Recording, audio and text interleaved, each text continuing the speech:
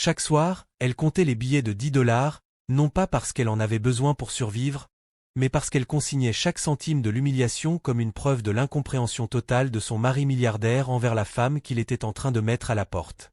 Il pensait faire preuve de générosité en lui remettant cet argent quotidien avant de retourner dans les bras de sa maîtresse, sans se douter un instant que l'épouse enceinte qu'il rejetait avait secrètement bâti un empire de plusieurs milliers de milliards de dollars pendant qu'il était trop distrait par une passion interdite pour s'en apercevoir. L'ironie en devenait presque poétique. Pendant qu'il planifiait son second mariage, elle finalisait l'achat de l'entreprise familiale de son mari, la même société que sa mère avait utilisée pendant des années comme un trône, lors de chaque réception d'entreprise, pour se moquer de la femme simple que son fils avait épousée avant de trouver quelqu'un de plus convenable. La cruauté de sa mère était légendaire lors de ces soirées. Sa langue acérée réduisait des cadres chevronnés au silence et à la honte.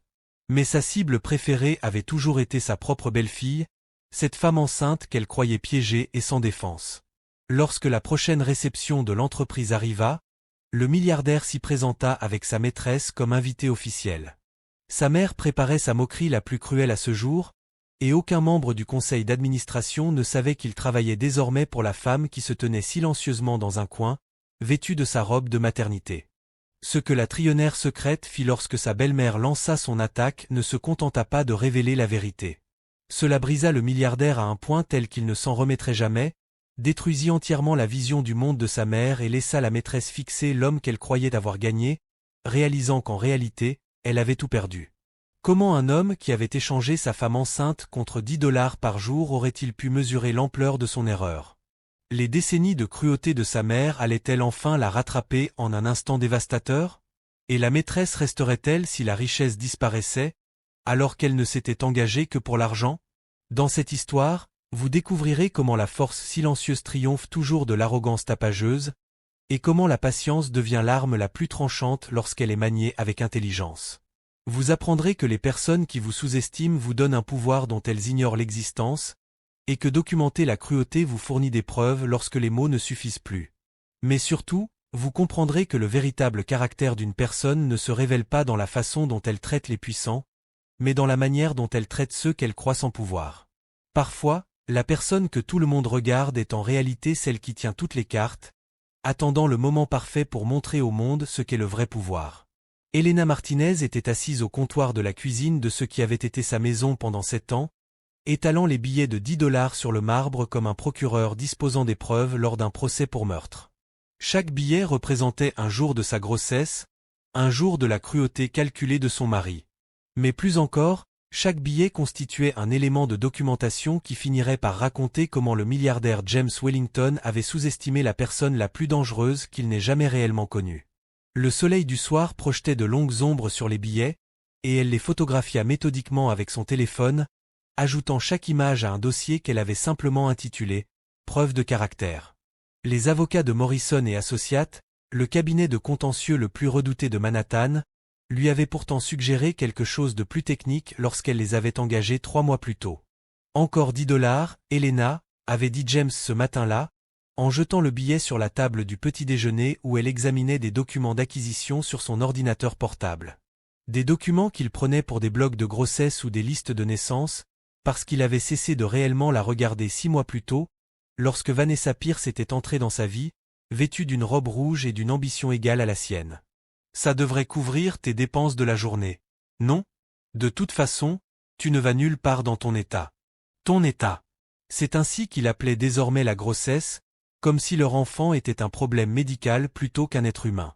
Mais Elena s'était contentée de sourire et de glisser le billet de 10 $ dans son portefeuille, aux côtés des 67 précédents. Chacun était un point de données dans le dossier qu'elle construisait. Elle avait appris depuis longtemps que le silence était l'arme la plus puissante qu'une femme puisse manier, surtout lorsqu'elle avait discrètement bâti un empire financier dépassant désormais les 3000 milliards de dollars, pendant que son mari passait ses dîners à envoyer des messages à sa maîtresse sous la table. L'ironie ne lui échappait pas.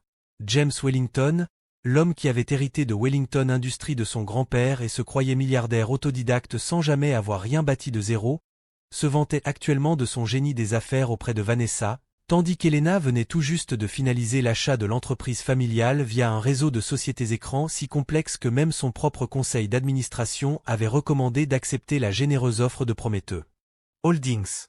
James ignorait que Prométhée signifiait « la pensée » en grec, et il ignorait encore plus que l'actionnaire principal de cette holding était l'épouse enceinte qu'il était en train de chasser pour faire de la place à sa maîtresse. Le téléphone d'Helena vibra, un message de Richard Chen, son avocat principal. Les derniers documents sont validés. Vous détenez désormais 73% de Wellington Industries. Les 27% restants sont répartis entre de petits actionnaires qui voteront selon la volonté de l'actionnaire majoritaire. Félicitations, Madame Wellington. Vous êtes maintenant la patronne de votre mari. Elle posa la main sur son ventre, sentant le bébé donner un coup, comme s'il célébrait l'acquisition. Mais cette satisfaction était tempérée par le souvenir du chemin parcouru. 7 ans plus tôt, elle s'appelait Helena Rodriguez, une capitale risqueuse qui avait gagné ses premiers 100 millions avant 25 ans en misant sur des startups technologiques que tout le monde avait ignorées. Elle avait rencontré James lors d'un gala de charité où il était l'orateur principal, parlant d'héritage familial et de bâtir quelque chose qui dure. Elle avait cru chaque mot, parce qu'elle voulait croire que richesse et caractère pouvaient coexister chez une même personne. Mais elle avait appris que la richesse protège souvent les gens des conséquences qui forgent le caractère. Et James Wellington n'avait jamais affronté la moindre conséquence de toute sa vie, jusqu'à maintenant. Le mariage avec Vanessa était prévu pour le mois prochain. Une cérémonie printanière dans les Hamptons, coûtant plus que ce que la plupart des gens gagneraient en une vie, mais bien moins que les $10 par jour que James jugeait suffisant pour subvenir aux besoins de son épouse enceinte. Helena avait reçu l'invitation la veille, livrée par erreur à l'appartement que James lui avait loué dans un immeuble qu'il estimait adapté à sa situation actuelle. Elle l'avait ajouté à son dossier de preuves, aux côtés des photos des billets de $10, des messages qu'elle avait récupérés via une sauvegarde cloud à laquelle James ignorait qu'elle avait accès, et des documents financiers prouvant que Wellington Industries perdait en réalité de l'argent pendant que James était trop absorbé par son aventure pour suivre les instructions. La réception de l'entreprise avait lieu dans 3 jours. Le gala annuel de printemps où Wellington Industries célébrait une nouvelle année de ce que James croyait être un succès. Les chiffres, eux, racontaient une toute autre histoire. Sa mère, Patricia Wellington, avait déjà envoyé un message à Helena pour lui faire comprendre qu'elle n'était pas la bienvenue. Le message avait été envoyé à l'ancienne adresse email d'Helena, et Patricia ignorait que la femme qu'elle avait humiliée pendant 7 ans lors de chaque rassemblement d'entreprise était désormais celle qui décidait si Wellington Industries survivrait, ou s'effondrerait. Helena photographia l'invitation à côté des billets de $10, créant une composition qui racontait toute l'histoire sans un mot, puis envoya l'image à Richard, accompagnée d'un message simple. À ce soir à la réception. Patricia. Patricia Wellington préparait les réceptions de l'entreprise comme des généraux militaires préparent une invasion. Avec une précision stratégique, une sélection minutieuse des cibles et une foi inébranlable en sa propre supériorité. Depuis 43 ans, elle régnait sur Wellington Industries dans l'ombre. Elle n'avait jamais occupé de poste officiel, mais exerçait plus de pouvoir que n'importe quel dirigeant salarié, simplement parce qu'elle était la matriarche qui avait transformé la modeste entreprise de construction de son mari en un empire milliardaire avant sa mort.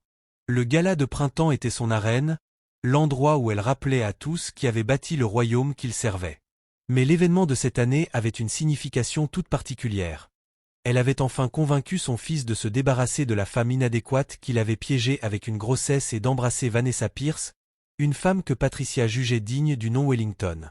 Les traiteurs doivent comprendre que nous attendons 300 invités, pas les 250 habituels, dit Patricia à son assistante en examinant le plan de table dans son bureau du Penthouse, qui surplombait la ville que sa famille avait contribué à bâtir. Et assurez-vous qu'Helena Martinez ne figure pas sur la liste. Je me moque de son statut légal. Elle ne fait plus partie de la famille, et je ne veux pas que son état perturbe la soirée lorsque James présentera Vanessa comme sa fiancée. Mais ce que Patricia ignorait, ce que personne ne savait à part les associés principaux de Morrison et Associates et les membres du conseil ayant signé les documents d'acquisition, c'est qu'Helena Martinez n'était pas seulement sur la liste des invités. Techniquement, elle était l'hôtesse.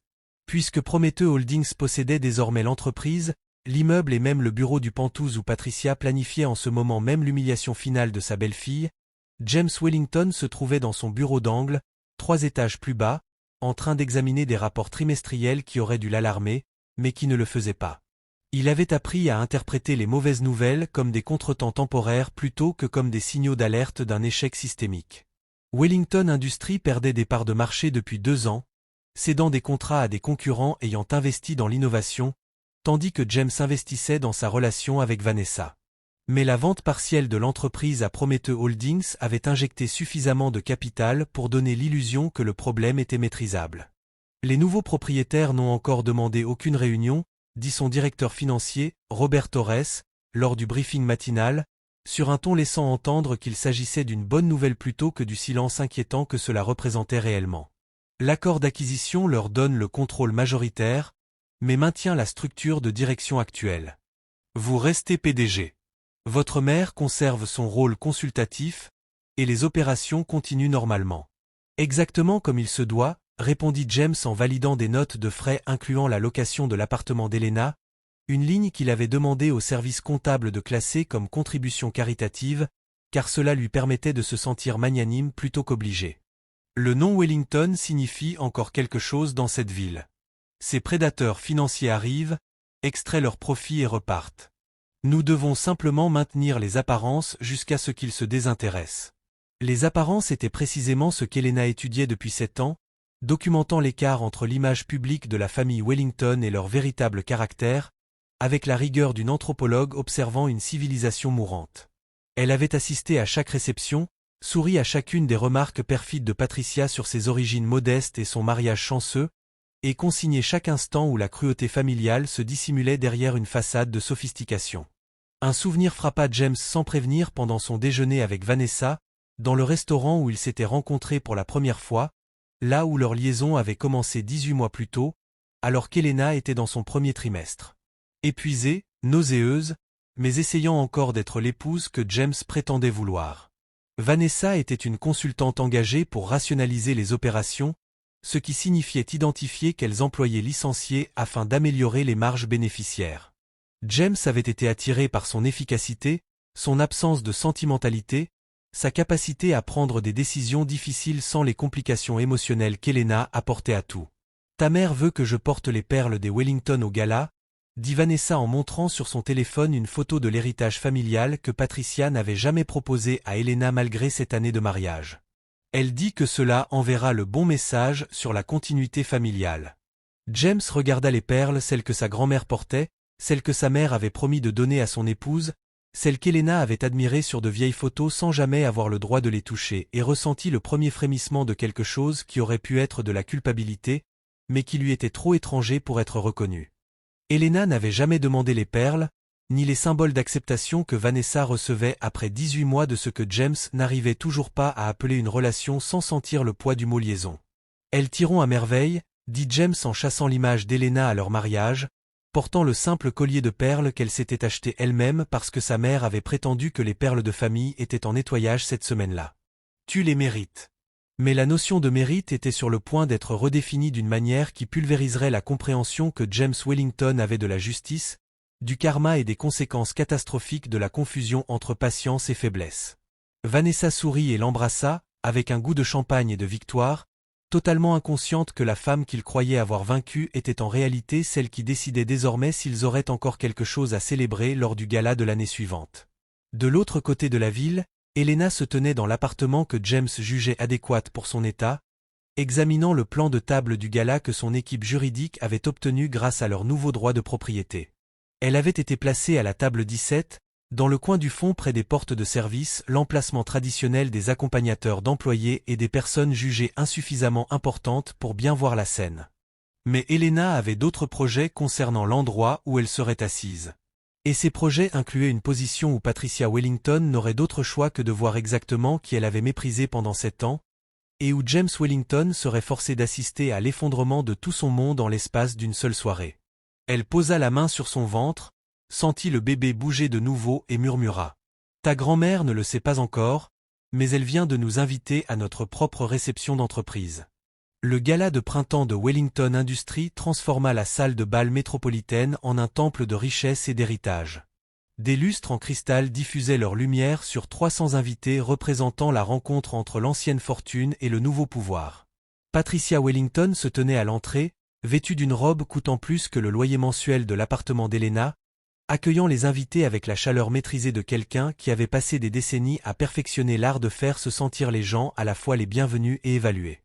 James se tenait à ses côtés, Vanessa à son bras, les perles familiales scintillant autour du cou de celle-ci comme une déclaration de conquête. Aucun d'eux ne remarqua l'entrée d'Elena Martinez par les portes principales, vêtue d'une robe de maternité sur mesure qui transformait sa grossesse en symbole de puissance plutôt que de vulnérabilité.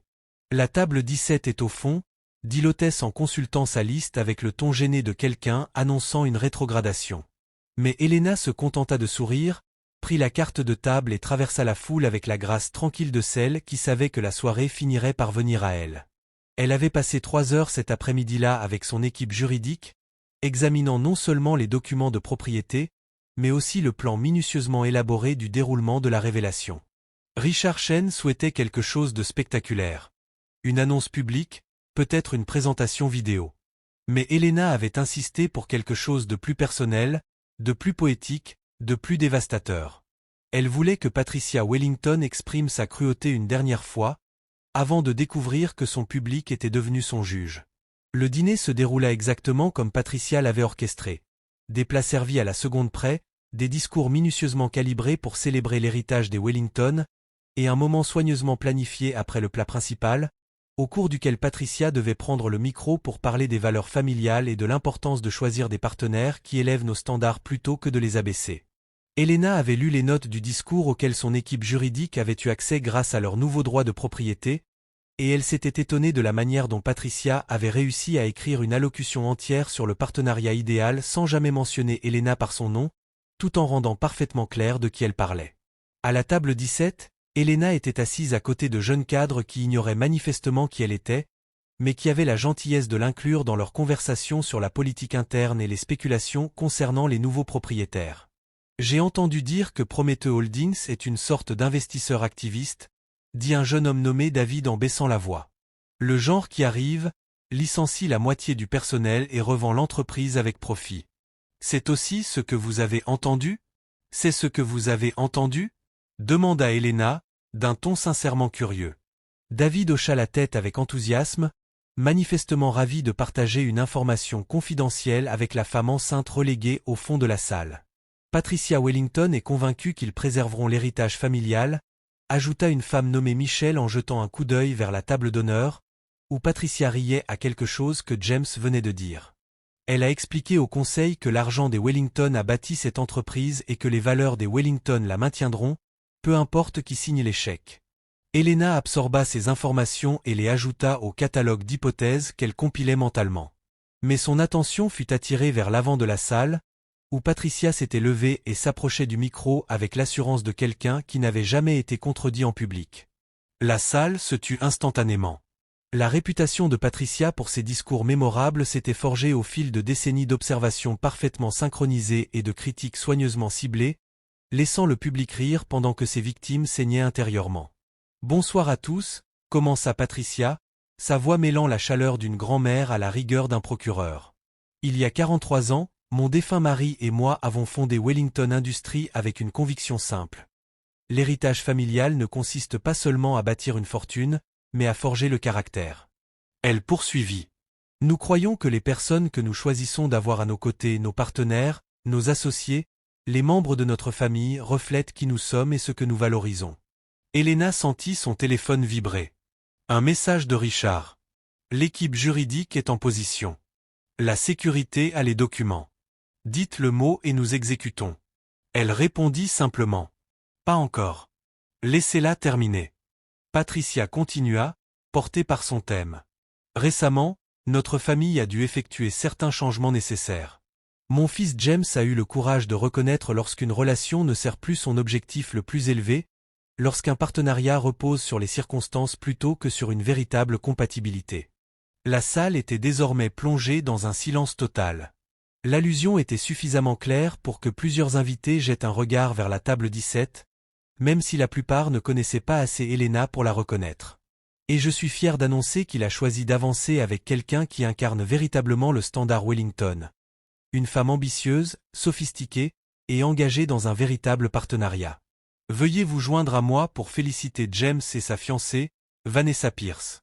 Les applaudissements éclatèrent aussitôt, puissants et unanimes, exactement comme Patricia les avait chorégraphiés. Mais Elena remarqua quelque chose que les autres ne virent pas. Le sourire de Vanessa était légèrement crispé, comme si elle venait soudain de comprendre que célébrer le fait de remplacer quelqu'un impliquait aussi une vérité inconfortable sur sa propre remplaçabilité. James se leva et entraîna Vanessa avec lui. Les perles de la famille Wellington captèrent la lumière lorsqu'elle se tourna vers la foule pour saluer. Patricia rayonnait de satisfaction, convaincue d'avoir livré son message sur les changements nécessaires, avec la précision chirurgicale qui avait fait sa légende. Puis ses yeux balayèrent la salle dans un dernier geste de triomphe, et s'arrêtèrent sur la table 17. Elena y était assise, vêtue de sa robe de maternité sur mesure, les mains posées sur son ventre, observant la scène avec une expression que Patricia interpréta d'abord comme de l'humiliation, mais qui était en réalité bien plus dangereuse. Une patience arrivée à son terme. « Oh » dit Patricia dans le micro, sa voix dégoulinant d'une surprise à parts égales sincère et jouée. « Il semble que nous ayons une invitée non conviée ce soir. » Elle poursuivit, le sourire dur. « Elena, ma chère, je pensais avoir été claire. Cet événement est réservé aux membres actuels de la famille et aux employés en règle. Votre table est très éloignée de la section familiale. Êtes-vous perdu, ou n'avez-vous tout simplement pas compris le plan de table ?» L'atmosphère changea instantanément. 300 invités se retournèrent pour identifier la cible de l'attention de Patricia. Certains se délectaient de la cruauté, d'autres se penchaient en avant, impatients comme des témoins assistant à une exécution publique. Le visage de James pâlit lorsqu'il comprit ce que sa mère faisait. Mais l'expression de Vanessa révélait autre chose. Une prise de conscience soudaine que faire partie de la famille Wellington signifiait aussi participer à sa cruauté et que la femme qui portait aujourd'hui les perles familiales pourrait un jour être celle humiliée au fond de la salle. Elena se leva lentement, les mains toujours posées sur son ventre arrondi. Lorsqu'elle parla, sa voix était calme, mais porta parfaitement dans le silence stupéfait. « Je ne suis pas perdue, Patricia. Je suis exactement là où je dois être. Mais je crois qu'il y a une confusion concernant la personne qui a sa place à la table familiale. » Le silence qui envahit la salle de bal métropolitaine était celui qui précède soit la violence, soit la révélation. 300 personnes retinrent leur souffle tandis qu'Elena Martinez s'avançait lentement depuis la table 17 vers la scène où se tenait Patricia Wellington, son expression passant de la satisfaction arrogante à une irritation confuse en voyant que la femme enceinte qu'elle venait d'humilier refusait de s'effondrer. James se leva à moitié, tendant la main vers Elena dans un geste qui aurait pu être de protection ou de contrôle.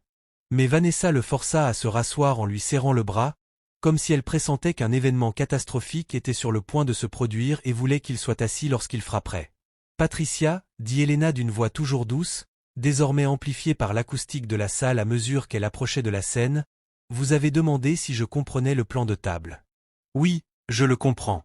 La table 17 est traditionnellement réservée aux invités qui ne sont pas essentiels aux opérations de l'entreprise.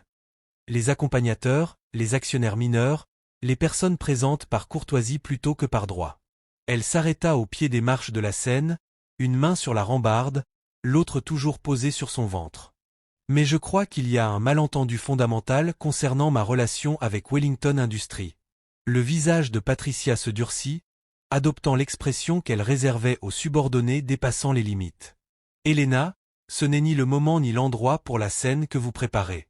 Vous vous êtes déjà suffisamment ridiculisée, et mon fils aussi, sans y ajouter un drame public.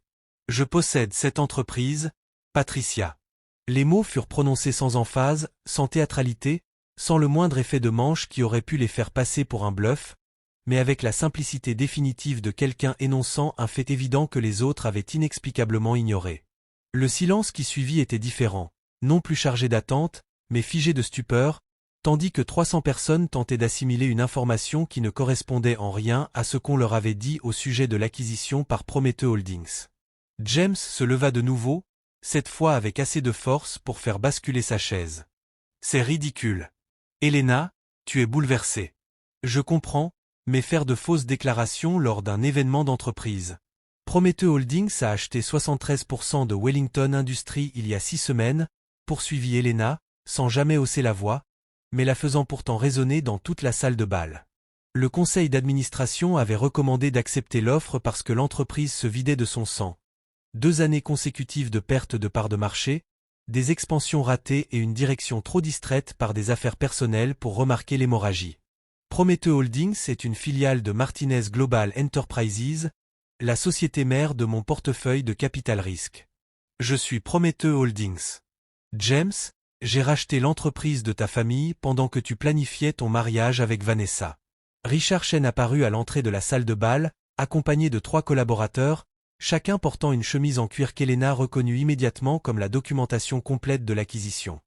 Chaque signature, chaque dépôt légal, chaque preuve que la femme que Patricia venait de tourner en dérision pour ne pas comprendre un plan de table était en réalité celle qui décidait si Patricia aurait encore une place où s'asseoir. Le visage de Patricia passa du rouge au blanc, le micro tremblant dans sa main. C'est impossible. Nous avons vérifié les acheteurs. Nous avons examiné leurs références. Prometeux Holdings est une entité juridique soigneusement structurée, conçue pour me permettre d'acheter Wellington Industries sans déclencher les clauses de vendetta personnelle que vos avocats ont intégrées au statut de l'entreprise, répondit Elena. Elle acheva de monter les marches de la scène, avançant désormais avec la lenteur calculée de quelqu'un qui avait préparé cet instant pendant des mois et ne comptait pas en bâcler l'exécution. Vous avez rédigé ces clauses il y a 15 ans, Patricia, après qu'un rival ait tenté de vous racheter l'entreprise sous vos pieds. Elles empêchent toute personne ou entité ayant démontré une animosité personnelle envers la famille Wellington d'acquérir une participation majoritaire. Alors je me suis assuré que Prometeux Holdings n'ait aucun lien apparent avec Elena Martinez, la femme que vous avez passé 7 ans à ridiculiser lors de ses réceptions. Elle atteignit la scène, se plaça à côté de Patricia et fit signe à Richard, qui s'avança avec le dossier principal.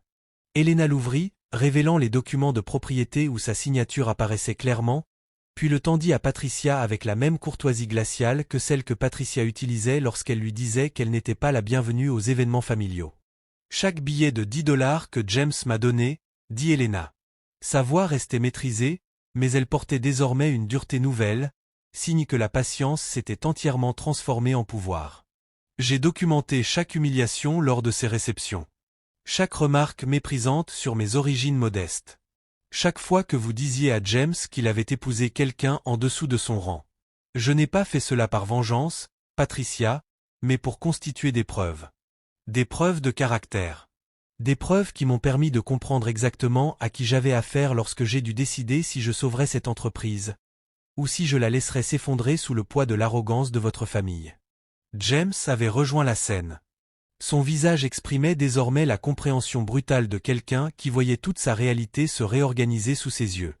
Elena, si tout cela est vrai, si tu possèdes réellement l'entreprise, pourquoi n'as-tu rien dit? Pourquoi laisser la situation aller aussi loin? Et voici le moment qu'Elena attendait. La question qui lui permettrait d'expliquer non seulement ce qu'elle avait fait, mais pourquoi elle l'avait fait avec une précision aussi calculée. Parce que j'avais besoin de savoir, James. J'avais besoin de savoir si l'homme qui donnait $10 par jour à sa femme enceinte tout en préparant un mariage avec sa maîtresse était capable de reconnaître ce qu'il avait perdu. J'avais besoin de savoir si ta mère ferait preuve de compassion si elle me croyait sans pouvoir, ou si sa cruauté faisait simplement partie de sa nature. Et j'avais besoin de savoir si Vanessa resterait à tes côtés lorsque l'argent disparaîtrait. Elle se tourna alors vers la salle, s'adressant aux 300 invités désormais témoins d'un renversement qui serait étudié pendant des années dans les écoles de commerce comme dans les procédures de divorce. À compter de demain matin, Wellington Industries entrera en phase de restructuration. Le rôle consultatif de Patricia Wellington est immédiatement supprimé. James Wellington restera PDG, sous condition.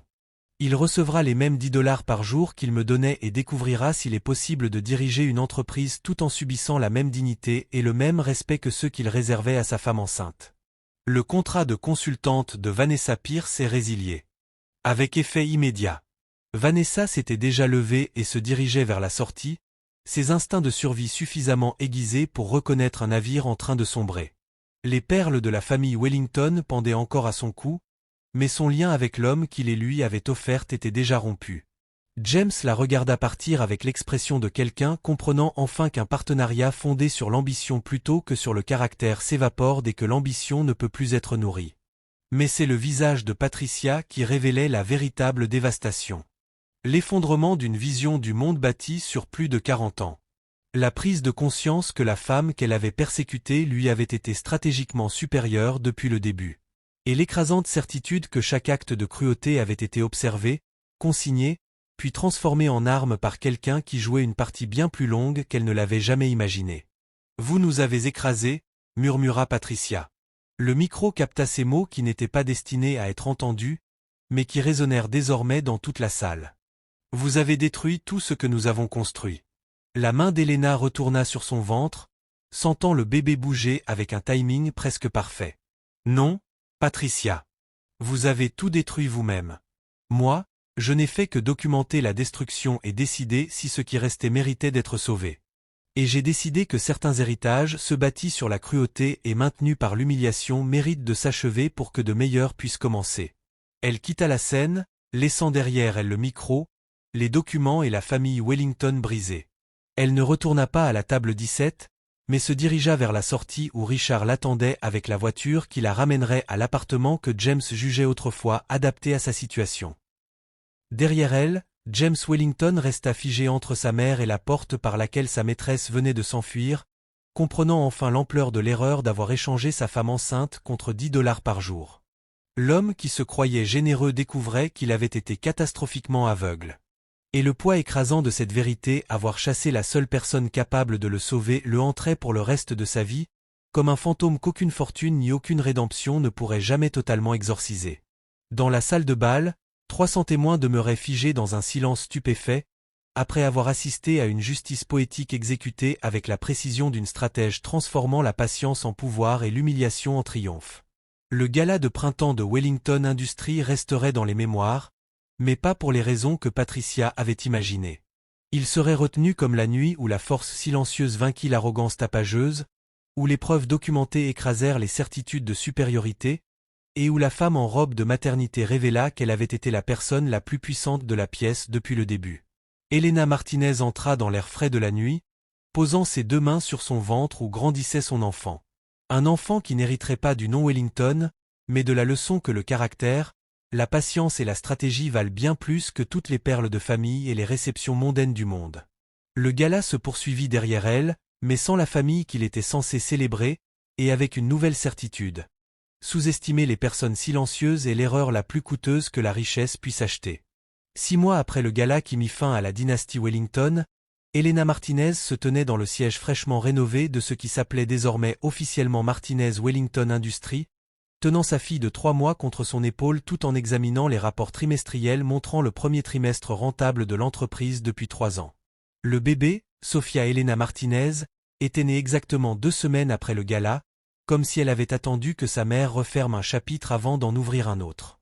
Et Elena avait passé son congé maternité à restructurer une entreprise tout en apprenant à fonctionner avec 2 heures de sommeil par nuit, découvrant que ces 2 tâches exigeaient le même niveau de patience stratégique et la même tolérance au chaos. Les billets de $10, les 97 au total que James lui avait donnés durant ces derniers mois, étaient désormais encadrés sur le mur de son bureau, protégés sous verre, avec une petite plaque où l'on pouvait lire. Preuve de caractère, un rappel que la valeur et la dignité se mesurent à la façon dont nous traitons les gens lorsque nous pensons qu'ils n'ont aucun pouvoir sur nous. Ce cadre était devenu une sorte de légende dans les milieux d'affaires, cité dans des articles de Forbes et de la Harvard Business Review sur la patience stratégique et l'art de jouer le long terme pour obtenir réparation professionnelle. Mais pour Elena, cela restait quelque chose de bien plus personnel. Un rappel qu'elle avait été mise à l'épreuve et qu'elle avait répondu non par une vengeance immédiate, mais par une précision méthodique et documentée. James Wellington travaillait 3 étages en dessous d'elle. Il avait accepté le poste de PDG sous condition avec l'humilité qui ne naît que d'une dévastation totale. Il avait réellement gagné ses $10 par jour durant le premier mois. Elena était sérieuse à propos de cette conséquence, mais elle avait fini par lui rétablir un salaire modeste une fois qu'il eut démontré un changement sincère dans sa façon de traiter chaque employé, du personnel d'entretien au cadre dirigeant. Il ne redeviendrait jamais riche comme autrefois, le règlement du divorce ayant été particulièrement sévère au vu des preuves de son infidélité et de son abandon. Mais Elena avait remarqué quelque chose d'inattendu. Il semblait plus léger désormais, comme si le poids de faire semblant d'être généreux tout en étant cruel avait été plus lourd que celui de devenir réellement la personne qu'il prétendait être. Vanessa Pierce avait déménagé en Californie et épousé un entrepreneur de la tech. Les perles de la famille Wellington étaient revenues par courrier recommandé, sans le moindre mot joint. Elena avait toutefois appris par ses réseaux professionnels que Vanessa militait désormais pour que les femmes dans les affaires conservent leur indépendance financière, quelle que soit la richesse de leur partenaire, une leçon manifestement tirée de l'effondrement total de la sécurité qu'elle avait bâtie sur les fondations de quelqu'un d'autre. Patricia Wellington avait complètement disparu de la vie publique. Cette femme qui avait passé 4 décennies à façonner l'élite sociale vivait désormais dans un modeste appartement en copropriété en Floride. Sa cruauté légendaire avait finalement été réduite au silence par la prise de conscience que les armes qu'elle avait utilisées contre les autres ne l'avaient détruite qu'elle-même. Elena lui avait envoyé une carte à la naissance de Sofia. Non par obligation, mais par l'espoir sincère que Patricia puisse apprendre quelque chose en devenant une grand-mère qu'elle ne serait jamais autorisée à connaître. Aucune réponse n'était jamais arrivée. L'entreprise, elle, s'était transformée sous la direction d'Elena. La culture de cruauté et de hiérarchie avait été remplacée par quelque chose qui ressemblait enfin aux valeurs familiales que Patricia prétendait défendre sans jamais les pratiquer. La satisfaction des employés avait triplé. L'innovation était revenue. Et le nom Wellington, désormais associé à Martinez, ne symbolisait plus l'héritage et le privilège, mais la rédemption et les secondes chances offertes aux organisations prêtes à examiner honnêtement leur caractère. Elena se tenait devant la fenêtre de son bureau, Sofia endormie contre son épaule, observant la ville où l'on l'avait autrefois décrite comme une femme ayant piégé un milliardaire avec une grossesse, alors qu'en réalité, elle avait été une trillionnaire en devenir, rassemblant des preuves pour le dossier qui allait changer sa vie. Elle repensa au chemin parcouru depuis ses billets de $10 jusqu'à cet instant, à la manière dont la patience et la préparation avaient vaincu l'arrogance et les suppositions, et à la façon dont le bébé dans ses bras grandirait en sachant que sa mère avait été sous-estimée et avait transformé cette sous-estimation en pouvoir non par la colère, mais par des preuves stratégiques, documentées et irréfutables de caractère. Sur son bureau reposait une lettre de James, la 47e depuis le gala. Aucune ne demandait pardon, car il avait enfin compris que le pardon n'était pas quelque chose qu'il pouvait exiger ni mériter. Tout témoignait toutefois de sa tentative de devenir quelqu'un digne du respect futur de sa fille, sinon de la clémence actuelle de son ex-femme. Elena n'y avait pas répondu pour la plupart, mais elle les conservait dans un dossier intitulé Preuve de croissance, ayant appris que la documentation fonctionnait dans les deux sens. Elle pouvait enregistrer les échecs qui détruisent des empires, mais aussi les changements qui reconstruisent le caractère.